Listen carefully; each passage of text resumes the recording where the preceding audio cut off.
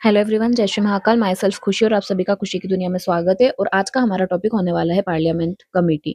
तो ये है हमारा parliament part 4 lecture number 14 of Indian polity unit 5 for MPPSC prelims 2026। तो आज पार्लियामेंट्री कमेटी हम कंप्लीट करने वाले हैं और पार्लियामेंट्री कमेटी आज हमारी कंप्लीट हो जाएगी और पार्लियामेंट ऑफ इंडिया भी आज हमारा पूरा कंप्लीट हो जाएगा। इसके बाद हम इंडियन जुडिशियरी स्टार्ट कर देंगे। तो देखिए, पार्लियामेंट में कितने टाइप की कमिटीज होती है। पार्लियामेंट में टू टाइप्स की कमिटीज पाई जाती है। ठीक है, वो टू टाइप्स की कमिटीज कौन कौन सी है। फर्स्ट है स्टैंडिंग कमेटी। ओके, यहाँ मैं लिख देती हूँ। The first one is standing committee and second is ad hoc committee. Okay, second कौन सी कमेटी हो जाती है, एडहॉक कमेटी हो जाती है। और ये कमिटीज बहुत सारी है, तो हम वन बाय वन समझेंगे और ये इंपॉर्टेंट भी हो जाती है। यहाँ से क्वेश्चंस आते हैं क्योंकि प्रीलिम्स एग्जामिनेशन में। और जैसा कि हम सभी को पता है कि अब प्रीलिम्स एग्जामिनेशन में नेगेटिव मार्किंग भी स्टार्ट हो चुकी है, तो हमें हर एक फैक्ट को 100% अगर हम श्योर हैं उस पर तभी टिक लगाना है। क्योंकि हमारा अगर एक भी आंसर गलत जाएगा, गलत टिक लगा दिया, 2 आंसर 3 आंसर अगर हमने गलत टिक लगाए तो हमारा डायरेक्ट जो हमने सही टिक लगाया है वो भी हट जाएंगे। इसलिए अब और मेहनत करो और रिवीजन करो और अपने फैक्ट्स को मजबूत बना लो। तो पार्लियामेंट कमेटी में पहली हमारी कमेटी है स्टैंडिंग कमेटी। तो स्टैंडिंग कमेटी क्या होती है, functions throughout the year and are reconstituted every financial year. जो स्टैंडिंग कमिटीज होती है ना, ये परमानेंट कमिटीज में आती है। ठीक है, परमानेंट कमेटी कैसे हो गई कि ये ना हर फाइनेंशियल ईयर जब भी स्टार्ट होगा, जैसे कि 1 अप्रैल से हमारा फाइनेंशियल ईयर स्टार्ट होता है, तो 1 अप्रैल से पहले ये कमिटीज बनती है और पूरे फाइनेंशियल ईयर यानी 1 अप्रैल से हमारी 31 ऑफ मार्च तक ये कमिटीज चलती है। ओके, तो function throughout the year and are reconstituted every financial year. और हर फाइनेंशियल ईयर में ये कमिटीज रिकॉन्स्टिट्यूट होती है। अब स्टैंडिंग कमिटीज बहुत सारी है, जैसे कि financial committee, inquiry committee, scrutiny committee, advisory committee, departmental committees, house committee and service committee.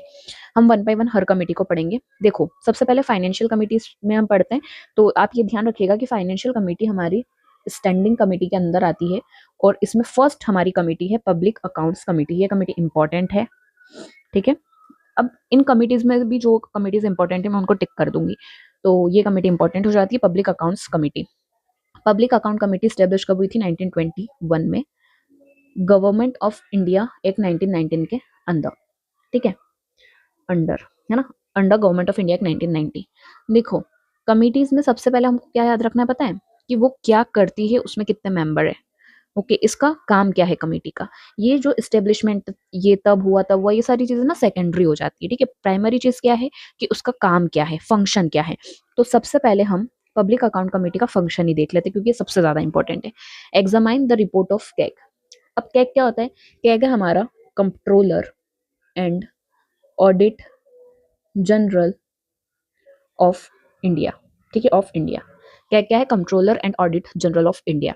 तो ये क्या करता है, जो भी कैग रिपोर्ट बनाता है उसको एग्जामाइन करने का यानी उसकी जांच पड़ताल करने का काम कौन करती है, पब्लिक अकाउंट कमेटी करती है। ठीक है, कैग ने हमारा एक रिपोर्ट बना लिया, उसके बाद उसने रिपोर्ट को कोई ना कोई तो जांच करेगा ऑब्वियस है, तो वो एग्जामाइन कौन करता है, public account committee. Examine appropriation and finance account of union. Union के जितने भी फाइनेंस अकाउंट है, यानी फाइनेंस यानी मनी रिलेटेड। ठीक है, तो जितने भी मनी रिलेटेड अकाउंट्स हैं वो, और एप्रोप्रिएशन, जितने भी एप्रोप्रिएशन अकाउंट्स है वो, ये सारे कौन एग्जामाइन करता है, ये भी हमारी पब्लिक अकाउंट कमेटी एग्जामाइन करती है। Investigating complaints related to financial schemes, irregularities and corruption. अगर मान लीजिए कोई भी करप्शन हुआ है या फिर हमारे फाइनेंशियल स्कीम्स हुए यानी मनी से रिलेटेड कुछ भी घोटाला हुआ है, अगर उसमें इरेगुलरिटीज देखने को मिलती है और अगर उसमें करप्शन देखने को मिलता है, यानी फाइनेंस से रिलेटेड अगर कुछ भी घोटाला हमको देखने को मिलता है, तो उसके लिए हम कंप्लेंट करते हैं। तो वो कंप्लेंट को इन्वेस्टिगेट करने का काम भी किसका है, पब्लिक अकाउंट कमेटी का। ठीक है, पब्लिक अकाउंट कमेटी, इसको देखो हम ऐसे भी लिख सकते हैं, पैक। ठीक है, पब्लिक अकाउंट कमेटी यानी पैक। अब आता है हमारा वेस्टफुल और इनएफिशिएंट एक्सपेंडिचर। ये इसके अंदर ही, इस पॉइंट के अंदर ही है। ये हमारा है फर्स्ट पॉइंट, ये सेकंड पॉइंट एंड ये थर्ड पॉइंट। ठीक है, investigating complaints related to financial schemes, irregularities, corruptions, wasteful और इनएफिशिएंट एक्सपेंडिचर। सेकंड आती है हमारी estimate committee, again important committee हो जाती है। अब देखो, सॉरी इसके ऊपर के पॉइंट्स मैं भूल गई थी आपको बताना। हाँ, तो इसका एस्टेब्लिशमेंट 1921 को हुआ है अंडर गवर्नमेंट ऑफ इंडिया 1919। इसमें इनिशियली तो 15 मेंबर थे बट नाउ इसमें 22 मेंबर्स है। ठीक है, और no minister is appointed as a member. देखो, मिनिस्टर को अपॉइंट क्यों नहीं करा जाता है, क्योंकि मिनिस्टर ने जो भी खर्च करा है, जो भी उनका एक्सपेंडिचर है या फिर जो भी उन्होंने, देखो क्योंकि इनका काम ही क्या होता है, इरेगुलरिटीज, करप्शन और फाइनेंशियल स्कीम्स वगैरह को देखना, इन्वेस्टिगेट करना। तो मिनिस्टर ही तो ये सारी चीजें करते हैं, तो अगर मिनिस्टर ही इसके मेंबर होंगे तो क्या आपको लगता है कि वो घोटाला करप्शन सामने आने देंगे सरकार का? है ना? क्या वो वेस्ट, जो भी सरकार वेस्ट ऑफ मनी कर रही है वो सामने आने देंगे? नहीं। ठीक है, इसलिए no minister is appointed as a member. अब देखो यहाँ पे इंपॉर्टेंट चीजें मैं आपको टिक मार्क कर देती हूँ। 22 member, no minister is appointed, chairman is nominated by speaker, chairman is belong to the opposition party, tenure 1 year। ठीक है, report of take, examine finance accounts, investigate complaints related to scam, corruption, inefficient, wasteful, irregularities। ठीक है, ये मैं tick mark इसलिए कर रही हूँ ताकि अगर आप रिवीजन करो तो डायरेक्ट चीजें हो जाए, मतलब ये सारी चीजें यहाँ पे इंपॉर्टेंट हो जाती है। ओके, वंस अगेन, टेक एक फाइनेंशियल कमेटी है जो कि स्टैंडिंग कमेटी में आती है, यानी ये हर फाइनेंशियल ईयर की स्टार्टिंग में बनती है। ये 1921 में स्टेब्लिश हुई थी गवर्नमेंट ऑफ इंडिया के 1919 के अंदर। इसमें 22 मेंबर है और इनके मेंबर में मिनिस्टर्स नहीं होते हैं, और इनका जो चेयरपर्सन है उसको स्पीकर नॉमिनेट करता है और इनका सबका टेन्योर 1 ईयर का होता है। इसके फंक्शंस बहुत इंपॉर्टेंट हो जाते हैं, फंक्शंस याद रखना, फंक्शंस इंपॉर्टेंट है। फंक्शंस क्या क्या होगा इसके? Examine the report of CAG, examine appropriation and finance account, investigating complaints related to financial schemes, irregularities, corruption, wasteful और इनएफिशिएंट एक्सपेंडिचर।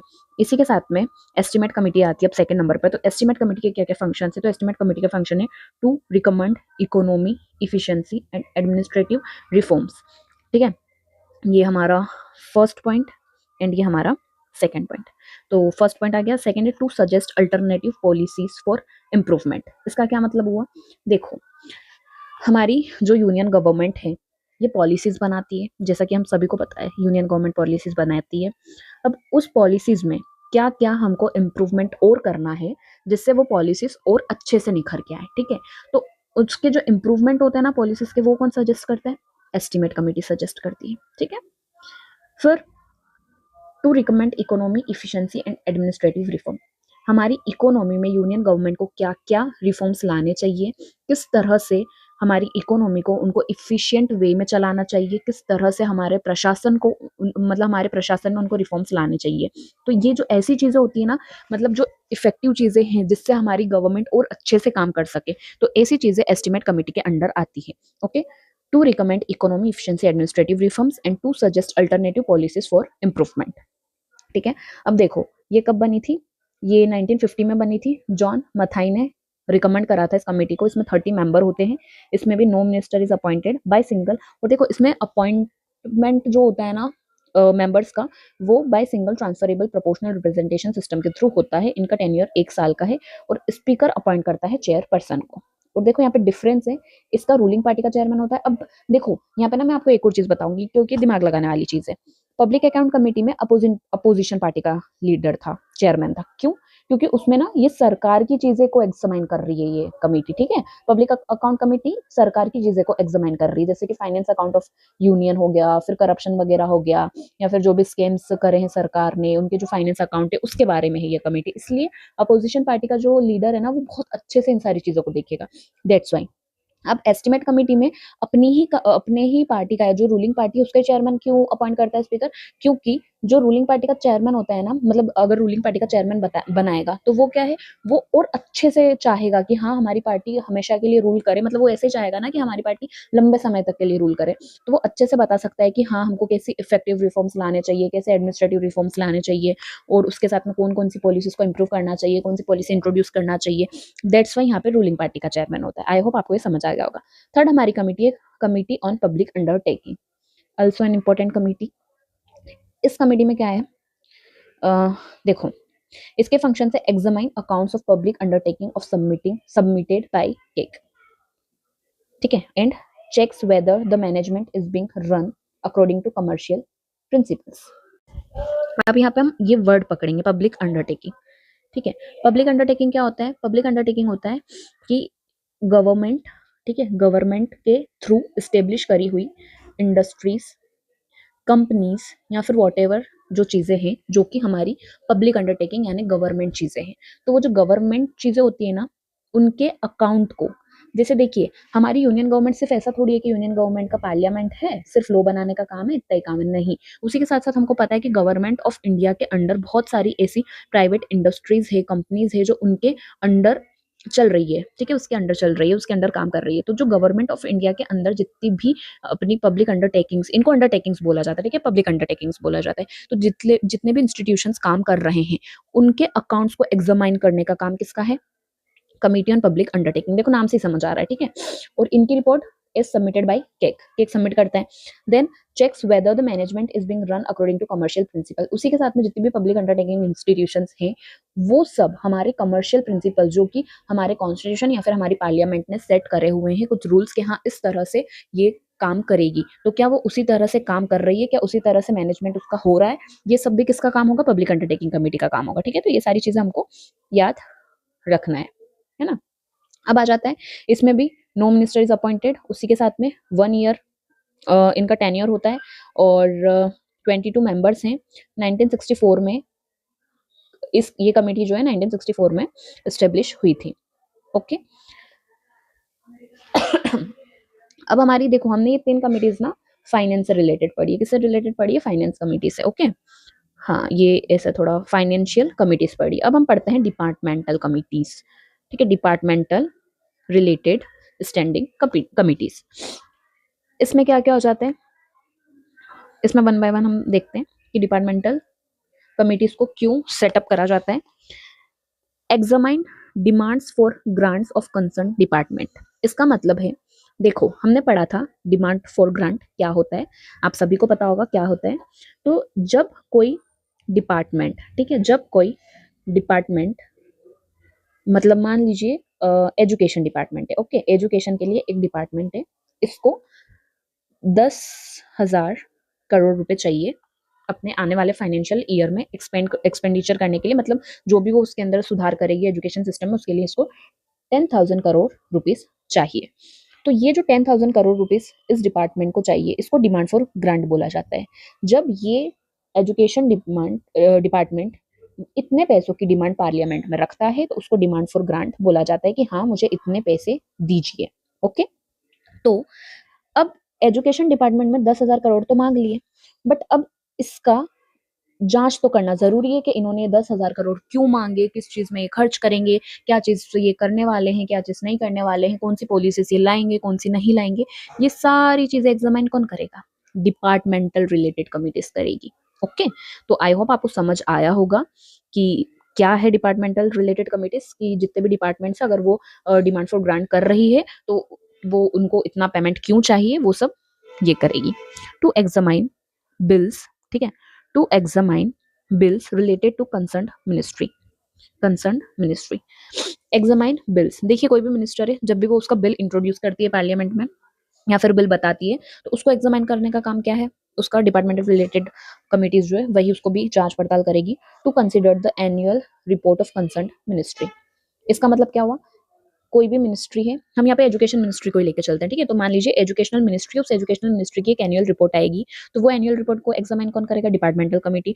उसी एजुकेशन कमिटी का जो बिल है उसको एग्जामाइन कौन करेगा? Departmental committee. उसी एजुकेशन कमिटी का जो डिमांड फॉर ग्रांट उन्होंने पैसे मांगे हैं, उनको एग्जामाइन कौन करेगा? हमारी डिपार्टमेंटल रिलेटेड कमिटी। ये मैं आपको एक एग्जाम्पल दे रही हूँ, ठीक है? अब ये कमिटी स्टेब्लिश कब हुई थी? 1993 में, recommended by Lok Sabha rules committee, ठीक है? इन 2004 7 मोर कमिटीज। अब देखो डिपार्टमेंटल कमिटी ऐसा नहीं सिर्फ एक डिपार्टमेंटल कमिटी होती है, नहीं, आपको पता है बहुत सारी मिनिस्ट्रीज होती है, तो बहुत सारी मिनिस्ट्रीज के बहुत सारे डिमांड फॉर ग्रांट होते हैं। हमने ऊपर भी पढ़ा था कि 141 डिमांड होती है, ठीक है, हमने पढ़ा है प्रीवियस लेक्चर में। उसी के साथ में इतनी सारी मिनिस्ट्रीज है, तो सिर्फ एक कमिटी तो एग्जामाइन कर नहीं सकते उनका वर्क, इसलिए बहुत सारी कमिटीज लगेगी। तो इनिशियली 17 कमिटीज थी, बट 2004 में 7 मोर कमिटीज बना दी गई, ठीक है? अब मेंबर जो है, मेंबर, इसमें मेंबर लोकसभा के भी होते हैं और राज्यसभा के भी होते हैं, जैसा कि यहाँ पर लिखा हुआ है कि मेंबर लोकसभा के भी होंगे और राज्यसभा के भी होंगे। तो 16 लोकसभा मेंबर, 8 राज्यसभा मेंबर, और मेंबर को, लोकसभा के मेंबर को स्पीकर नॉमिनेट करता है और राज्यसभा के मेंबर को चेयरमैन नॉमिनेट करता है। इनका टेन्योर 1 ईयर का है और नो मिनिस्टर। अगर मिनिस्टर ही होंगे तो क्या आपको लगता है कि वो एक्सपेंडिचर या फिर वो जो डिमांड फॉर ग्रांट ले रहे हैं, मांग रहे हैं, डिमांड कर रहे हैं ग्रांट की, तो क्या मिनिस्टर मना करेगा कि नहीं इतनी नहीं देनी चाहिए इस डिपार्टमेंट को? नहीं, वो तो बोलेगा हाँ दो, खुशी खुशी दो। इसलिए नो मिनिस्टर इज अपॉइंटेड। अब आता है इंक्वायरी कमेटी। देखो डिपार्टमेंटल कमिटीज में ना इंपॉर्टेंट हो जाती है, बट ये जो 3 कमेटी मैंने स्टार लगाई है ना, ये तो बहुत ज़्यादा इंपॉर्टेंट है। फाइनेंशियल कमेटी बहुत ज़्यादा इंपॉर्टेंट है, तो आप बहुत अच्छे से कर लीजिएगा। इसका मतलब ये नहीं कि ये सारी कमिटीज़ इंपॉर्टेंट नहीं है, इनको भी पढ़ना है, क्योंकि और मेरे हिसाब से तो ना कोई चीज़ ज़्यादा इंपॉर्टेंट, कम इंपॉर्टेंट नहीं होती है। जो चीज़ एग्ज़ाम में आ जाए वो इंपॉर्टेंट है, इसलिए सब कुछ ही पढ़ना है। सिलेबस में जो-जो चीज़ दी हुई है, हमको सब पढ़ना है। अब आता है हमारा इंक्वायरी कमेटी। कौन सी कमेटी आती है? Inquiry committee. तो इंक्वायरी कमेटी में 3 कमेटी हम पढ़ने वाले हैं, privilege committee, petition committee and committee on ethics. ठीक है? तो इसमें हम क्या पढ़ने वाले हैं?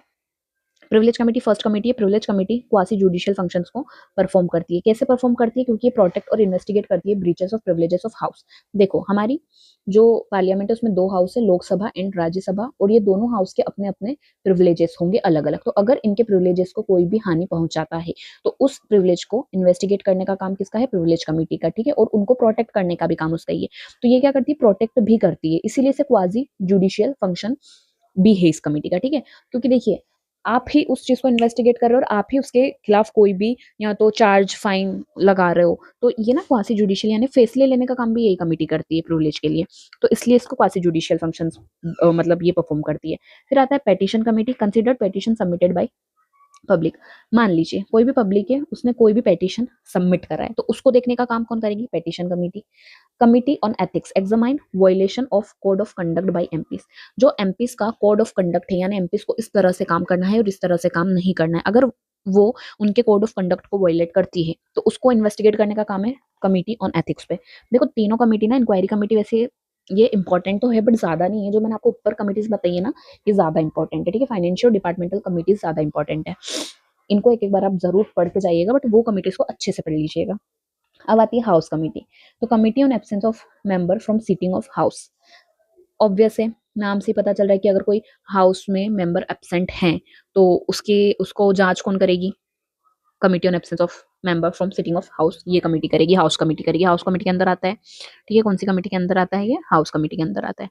अब हाउस कमिटी के अंदर आया तो सही, बट ये यहाँ पे हमने जब पार्लियामेंट हम पढ़ रहे थे ना, तब हमने पढ़ा था, जब हम लोकसभा राज्यसभा पढ़ रहे थे, कि अगर कोई भी 60 डेज के लिए एब्सेंट होता है ना, 60 डेज के लिए एब्सेंट होना पड़ता है एमपीज को, और वो भी जब सेशन चल रहा हो पार्लियामेंट में। अगर सेशन नहीं चल रहा और वो एब्सेंट है, तो उसको माननीय नहीं माना जाएगा। अगर सेशन चल रहा है और 60 डेज के लिए एब्सेंट है राज्यसभा या लोकसभा मेंबर, देन वो काउंट 60 डेज होगा। Rules committee review and suggest amendment to rules of procedure, ठीक है? देखो ये इतना इंपॉर्टेंट नहीं है, छोड़ दीजिए। बाकी इसमें ये याद रखिएगा कि ये जो भी रूल्स ऑफ प्रोसीजर है हाउस के, उसको रिव्यू करता है।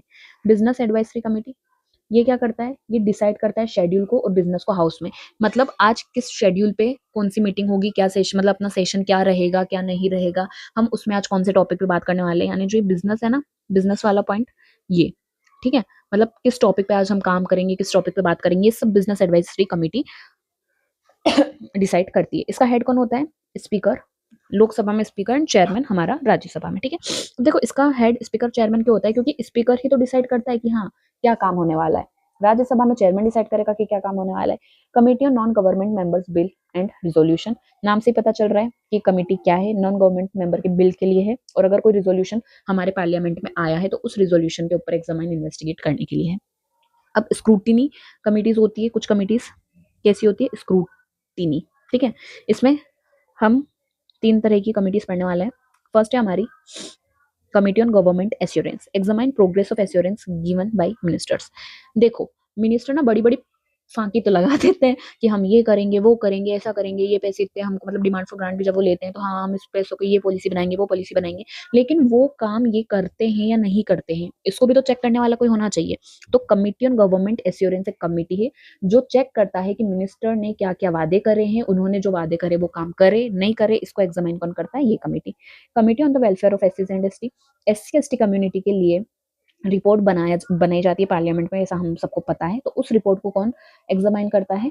Welfare committee. Committee on subordinate legislation examines bill framed by executive, executive जो भी बिल्स को मतलब फॉर्म करता है, बनाता है, फ्रेम करता है, उसको एग्जामाइन कौन करती है? ये। सर्विस कमेटी, तो committees on salary and allowances पे जो कमेटी है उसको सर्विस कमेटी बोला जाता है, ठीक है? तो इस प्रकार से हमारी स्टैंडिंग कमेटीज कंप्लीट हो चुकी है, जिसमें इंपॉर्टेंट कमिटीज हमने ऊपर पढ़ लिया था, जैसे कि पैक हो गया, देन हमारी एस्टीमेट कमेटी हो गई, ठीक है, मतलब जो फाइनेंशियल कमेटी और डिपार्टमेंटल कमिटीज है ना, वो डिपार्टमेंटल कमिटीज पहले 17 थी, देन 4 और ऐड हो गई। तो ये ऐसी चीजें याद रखना है आपको, ठीक है। एडहॉक कमेटी, एडहॉक कमेटी कौन सी कमेटी होती है? ये कमिटीज परमानेंट नहीं होती है, ये कमिटीज तब फॉर्म होती है, ये कमिटीज तब बनती है, फॉर्म होती है जब इनकी नीड हो, जरूरत हो, ठीक है। और ये टेम्पररी कमेटी है, ना कि परमानेंट है, यानी हमेशा नहीं रहती है, ये टाइम टू टाइम बनाई जाती है। अब इसमें दो टाइप की कमेटी होती है। सिलेक्ट कमेटी, अगर कोई एक हाउस की कमेटी है तो वो सिलेक्ट कमेटी होगी। ज्वाइंट कमेटी यानी बोथ हाउस कमेटी, अगर कोई दोनों हाउस की कमेटी है तो वो ज्वाइंट कमेटी होगी। स्टेटस ऑफ राज्यसभा, देखो हमारी कमिटीज हो चुकी है, स्टैंडिंग कमेटी हो गई, देन हमने एडहॉक कमेटी पढ़ ली। अब हम ना यहाँ पे कुछ एक्स्ट्रा चीज पार्लियामेंट से रिलेटेड देख रहे हैं, जैसे कि स्टेटस ऑफ राज्यसभा, यानी राज्यसभा का क्या स्टेटस है हमारी पार्लियामेंट के अंदर। स्टेटस से क्या मतलब हो गया कि राज्यसभा के पास में ऐसी कौन कौन सी पावर है जो कि लोकसभा से इक्वल हो, राज्यसभा की ऐसी कौन कौन सी पावर है जो कि लोकसभा से भी ऊपर हो, ठीक है। तो इस तरह से उसकी 3 पावर हम पढ़ेंगे, और राज्यसभा के पास ऐसी कौन सी पावर है जो लोकसभा से वो कम होल्ड करती हो। तो पहले हम इक्वल पावर देख लेते हैं। तो इक्वल पावर क्या है? Introducing and passing ordinary bill, okay. Equal power यानी लोकसभा के पास भी वही पावर है और राज्यसभा के पास भी सेम पावर है। तो देखो ऑर्डिनरी बिल को लेकर लोकसभा राज्यसभा में सेम पावर है, ये हमको पता है। पासिंग कॉन्स्टिट्यूशनल अमेंडमेंट बिल, अब कॉन्स्टिट्यूशनल अमेंडमेंट बिल को लेकर भी दोनों के पास सेम पावर है। Approval of ordinance issued by president, अगर प्रेसिडेंट कोई भी ऑर्डिनेंस को इशू करता है तो उसके अप्रूवल के लिए भी दोनों के पास सेम पावर है। Approving all 3 types of emergencies, जो हमारी 3 टाइप्स की इमरजेंसीज होती है उसमें भी दोनों हाउस के पास में सेम पावर है। Partition in selection of PM and other ministries, देखो हमको पता है कि मिनिस्टर्स जो होते हैं वो हमारे राज्यसभा से भी होते हैं और लोकसभा से भी होते हैं, ठीक है। उसी के साथ पीएम भी दोनों हाउस में से बन सकता है। तो इसी चीज को यहाँ पे लिखा हुआ है कि दोनों के पास सेम पावर है। Discussing reports of commissions like finance commission, UPSC के, इनकी रिपोर्ट ना दोनों हाउस वो करते हैं, क्या करते हैं? डिस्कस करते हैं। Considering and passing second appropriation bill, देखो सेकंड अप्रोप्रिएशन बिल या फिर आप इसको यहाँ पे ऐसा भी लिख सकते हैं, सेकंड फाइनेंशियल बिल, ठीक है। सेकंड, फर्स्ट फाइनेंशियल बिल में मैंने आपको बताया था लोकसभा के पास ज्यादा पावर है, बट सेकंड फाइनेंशियल बिल को लेकर दोनों के पास इक्वल पावर है, ओके, इक्वल पावर है। तो ये चीजें भी ध्यान रखना, है ना। अब आता है participation in election and impeachment of president and vice president, दोनों के पास सेम पावर है। Partition is removal process of high officials like जजेस के, तो देखो ये ना मैंने सिर्फ आपको अलग से लिख दिए हैं, बट ये ऑलरेडी अपन पार्लियामेंट में सब कुछ पढ़ चुके हैं, बट ये अलग से और देख लीजिए। अब ऐसी कुछ पावर्स जो लोकसभा के पास में ज्यादा है, वो कौन कौन सी पावर है? मनी बिल को लेकर लोकसभा के पास ज्यादा पावर है। फर्स्ट फाइनेंस बिल को लेकर लोकसभा के पास ज्यादा पावर है। Speaker decides whether a bill is money bill, देखो मनी बिल है या नहीं है वो कौन डिसाइड करता है? स्पीकर, तो स्पीकर लोकसभा का है, यानी इसमें भी पावर लोकसभा के पास ज्यादा है। और ज्वाइंट सीटिंग जब होती है तो स्पीकर प्रिसाइड करता है, यानी लोकसभा के पास अगेन पावर है। फिर Rajya Sabha can discuss demands for grant but can not vote, ठीक है। राज्यसभा सिर्फ डिस्कस कर सकता है डिमांड फॉर ग्रांट में, लेकिन वोट नहीं कर सकता, वोट सिर्फ हमारी लोकसभा करेगी, ठीक है। रिजोल्यूशन टू एंड, और जो रिजोल्यूशन होता है ना नेशनल इमरजेंसी को एंड करने का, वो भी सिर्फ लोकसभा पास करती है। देखो नेशनल इमरजेंसी का अप्रूवल तो राज्यसभा लोकसभा में दोनों में होता है, बट एंड करने का सिर्फ लोकसभा के पास पावर है, ओके। फिर council of minister collectively responsible to Lok Sabha, vote of confidence non confidence can only moved in Lok Sabha. अब ऐसी कुछ पावर जहाँ पे राज्यसभा के पास में ज्यादा पावर है, तो ये इंपॉर्टेंट हो जाता है। देखो ये 2 आर्टिकल हैं यहाँ पे, और दोनों आर्टिकल यहाँ पे इंपॉर्टेंट है। 2 आर्टिकल के अकॉर्डिंग राज्यसभा के पास में ज्यादा पावर है। एक है आर्टिकल नंबर 249, जिसमें ये दिया हुआ है, with 2/3 majority Rajya Sabha can empower parliament to making law on state list. देखो हम सबको पता है कि राज्यसभा में हमारे स्टेट से मेंबर्स आते हैं, तो इसलिए स्टेट लिस्ट के सब्जेक्ट पे अगर पार्लियामेंट लॉ बनाएगी, मतलब अगर कोई ऐसा सब्जेक्ट है जिसपे स्टेट या राज्यसभा चाहती है कि पार्लियामेंट लॉ बनाए स्टेट लिस्ट के सब्जेक्ट पे, तो वो पावर किसके पास है? राज्यसभा के पास है, उसमें लोकसभा का कोई योगदान नहीं है। Same article number 312, proposal for creation of knew all India service, अगर ऑल इंडिया सर्विस अभी कौन कौन सी है? IAS, IPS एंड IFS, ठीक है। तो ये ऑल इंडिया सर्विस है, तो अगर इन ऑल इंडिया सर्विस में अगर कुछ भी न्यू क्रिएशन करना हो तो वो भी सिर्फ राज्यसभा में पास होगा बिल, ठीक है। अब आ जाता है विप। विप क्या होता है? Ensures the presence of party member in house, हर एक पार्टी का अपना एक विप होता है जो इंश्योर करता है कि पार्टी मेंबर कितना है, यानी एब्सेंट प्रेजेंट रखने का काम किसका होता है? विप का। और ये मेंबर्स को डायरेक्ट करता है कि किस तरह से वोट किया जाता है। उसी के साथ साथ विप पार्टी में डिसिप्लिन मेंटेन होना चाहिए, उसका भी ध्यान रखेगा। There are single line, double line and triple line, whip भी 3 तरह से इश्यू होते हैं, ठीक है? इसमें हम डीप में नहीं जाएँगे, बस याद रखो single line, double line, triple line. तो इसी के साथ हमारा पार्लियामेंट कंप्लीट हो चुका है और अब हम नेक्स्ट सेशन में हमारा इंडियन जुडिशरी स्टार्ट कर देंगे। तो अगर आपको ये वीडियो अच्छी लगे तो प्लीज़ इसे लाइक करें, शेयर करें और मेरे चैनल को सब्सक्राइब करें। Thank you.